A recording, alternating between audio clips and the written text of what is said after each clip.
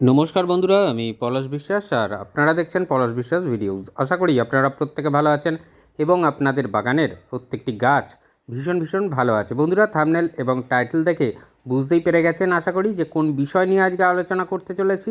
হ্যাঁ বন্ধুরা, আজকের আলোচনা করতে চলেছি চুন। চুন এই বর্ষায় গাছে দিন, যেভাবে দেখাবো সেভাবেই দিন, দেখুন গাছে দিলে কি হয়।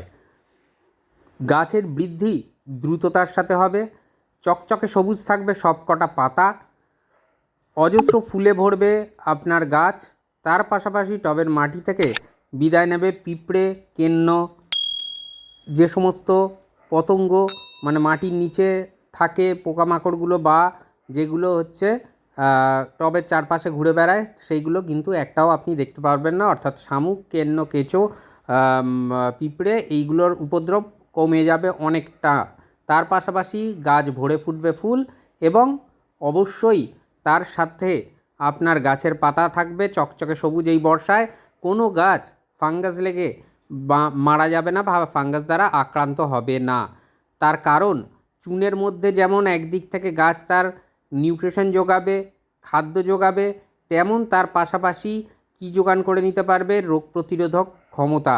এবং সর্বোপরি গাছ যে মানে টবের মাটিতে যে পিঁপড়ে দ্বারা আক্রান্ত হয় টবের মাটি গাছ, সেইটা কিন্তু একদমই থাকবে না। আর অবশ্যই সব গাছে এই চুন দিতে পারেন, যেভাবে দেখাবো সেই নিয়ম মেনে অবশ্যই দেবেন। কারণ জলে গুলে যেভাবে দেওয়া, এটা বর্ষাকালেতে দেওয়া যাবে না। তো যেভাবে দেওয়াটা দেখাবো একদম এইভাবে দেবেন, দেখবেন আশা করি উপকার আমি যখন পাচ্ছি, আমার পরিচিত বেশ কিছু বাগানিও পাচ্ছে আশেপাশের, বাড়ির আশেপাশে, এবং তার পাশাপাশি আশা করি আপনারাও পেয়ে যাবেন। তো এই চুন, এর মধ্যে যে ক্যালসিয়াম চুনের মধ্যে থাকে এবং কিছু খনিজ থাকে উপাদান, যেগুলো কিনা গাছের খাবার হিসাবে কাজে লাগে। গাছ কাণ্ড শক্ত হয় এবং সর্বোপরি এই চুনের সঠিক ব্যবহার যদি আমরা করতে পারি নির্দিষ্ট দিনের ব্যবধানে, তাহলে কিন্তু এই চুনের ব্যবহারের ফলে টবের মাটি যে অতি অম্লীয় হয়ে যায় বর্ষাকালে, সেইটা হবে না। কিছুটা মাটির পিএইচ লেভেল মেনটেন করে দেবে এই চুন। তার পাশাপাশি আপনাদের গাছের টবের মাটির মধ্যে পোকামাকড় থাকবে না। আর এই চুন কতদিনের ব্যবধানে আপনারা দেবেন টবের মাটিতে বা গাছে, কতদিন ছাড়া দিতে হবে, কতটা পরিমাণে দিতে হবে, সমস্তটা দেখিয়ে দেবো। আর কার সাথে মিশিয়ে বা কাদের সাথে মিশিয়ে আপনারা কিন্তু এই চুন দিতে পারেন। এটা এই চুনটা হচ্ছে কেমিক্যাল চুন, মানে যেটা পাথুরে চুন বা ডেলা চুন সেইটা নয়। সেটা নেবেন না, সেটার পরিমাণের ক্ষেত্রে বুঝতে অসুবিধা হয়, যে কারণে অতটা মানে না নেওয়াটাই ঠিক। এটা হচ্ছে যে হার্ডওয়্যার্সের দোকানে, যেখানে হার্ডওয়্যার্সের দোকানে চুন কিনতে পাওয়া যায়, সেই দোকানে এই কেমিক্যাল চুন আপনারা পেয়ে যাবেন। এই চুন কিন্তু দুর্দান্ত কাজ করবে যদি যারা জলে গুলিয়ে দিতে পারেন। 1 লিটার জলে 1 চামচ চুন নেবেন, নিয়ে ভালো করে গুলিয়ে অন্তত মানে জলের মধ্যে গুলিয়ে অন্তত 2 থেকে 3 ঘন্টা রেখে দিতে হবে। রেখে দেওয়ার পর দেখবেন যে তলায় চুনটা থিতিয়ে গেছে এবং উপরের জলটা তখন হালকা করে নিয়ে নেবেন, নিয়ে গাছের পাতায় স্প্রে করতে পারেন, অথবা মাটিতেও আপনারা প্রদান করতে পারেন। সেক্ষেত্রে একটা 10 বা 12 ইঞ্চি টবের জন্য আপনারা 100 ml এই চুনগোলা জল আপনারা কিন্তু দিতে পারেন, থিতিয়ে যাওয়া উপরের যে জলটা সেটা।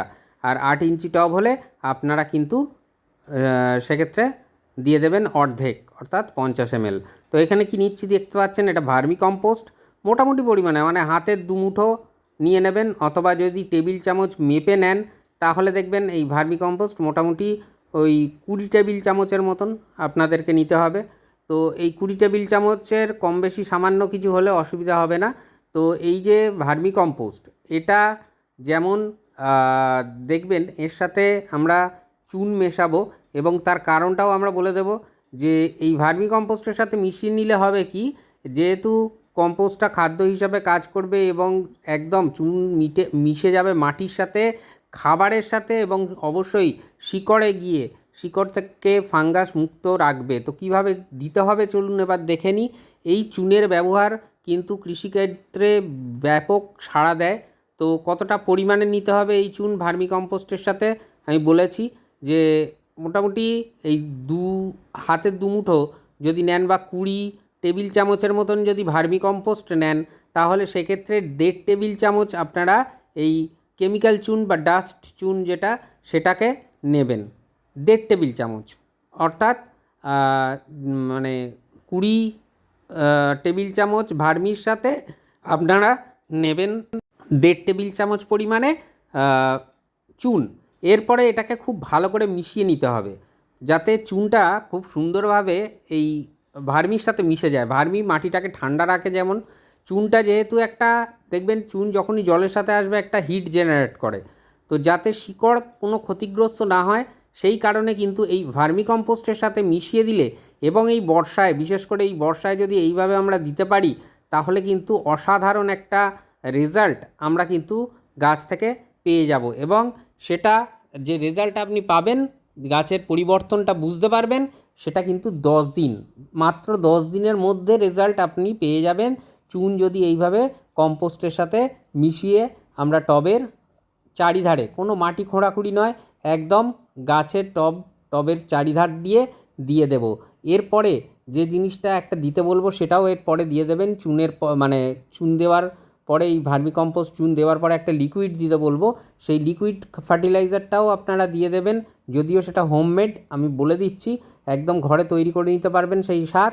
আর এই যে মানে এই ভার্মি কম্পোস্ট এবং চুনের মিশ্রণ, এটা কিন্তু ব্যাপক রেজাল্ট আপনাকে দেবেই, এটা আমি বলে দিলাম। তো এই যে ভার্মি কম্পোস্ট চুন কতদিন ছাড়া দেবো, এই বর্ষাকালে আমরা 20 দিনের ব্যবধানে এই ভার্মি কম্পোস্টে মেশানো চুন এইভাবে মিশিয়ে নিয়ে আমরা 20 দিনের ব্যবধানে সমস্ত গাছে দিতে থাকবো। ব্যতিক্রম থাকবে কি? ব্যতিক্রম থাকবে সিন্ডারে বসানো গোলাপ, ব্যতিক্রম থাকবে অ্যাডেনিয়াম, ব্যতিক্রম থাকবে যে কোনো ক্যাকটাস এবং স্যাকুলেন্ট প্রজাতির গাছগুলো। এইগুলোকে ছাড়া আমরা সব গাছে এইভাবে চুনের ব্যবহার করতে পারি, আর তাহলেই দেখবেন খুব সুন্দরভাবে রেজাল্ট আপনারা পেয়ে যাবেন। আর ঠিক এই রকম মালচিং আকারে যেরকম দিচ্ছি ঠিক সেইভাবে আপনি কিন্তু টবের মাটিতে আপনারা দিয়ে দেবেন, ঠিক মালচিং আকারে এইভাবে। এটা একটা টগর গাছে দিলাম, এরপরে জবা গাছে দেব। এবং জবা গাছে যে কাজটা করবে এই চুন, সেটা কিন্তু ব্যাপক কাজ করবে। এই সময় একটা ক্লোরোসিসের অভাব, মানে ক্লোরোসিস হওয়ার প্রবণতা থাকে জবা গাছে, যেহেতু টানা বৃষ্টি হচ্ছে, তো মাঝে মাঝে পাতা হলুদও হয়ে যায়, যে টানা বৃষ্টি হতে হতে হঠাৎ করে যদি চড়া সূর্যের আলো পায়, তা সেই ক্ষেত্রেও কিন্তু জবা গাছের পাতা এই সময় হলুদ হয়ে ঝরে পড়তে দেখা যায়। তো এই সমস্ত যে কারণগুলো, এই সমস্ত কারণগুলো একটাও কিন্তু থাকবে না, খুব ভালো রেজাল্ট আপনারা পাবেন। আর টবের মাটিতে শামুক আসছে অনেকে বলছেন, টবের মাটিতে পিঁপড়ে আসছে অনেকে বলছেন, এইগুলো কিন্তু কোনোটাই থাকবে না, কেন্নও পালাবে, কোনো ধরনের খারাপ কিছু থাকবে না। এই যেদিন দিলেন, এইটা দেওয়ার পরে আমি বলেছিলাম যে একটা তরল সার আপনাকে দিতে বলবো। কী সেই তরল সার? তরল সারটা এমন কিছুই নয়, একদম ঘরোয়া উপাদান দিয়ে তৈরি। আর যেদিন এই মানে ভার্মির সাথে চুন মিশিয়ে দিলেন তার 1 সপ্তাহ পরে আপনারা এই কাজটা করবেন।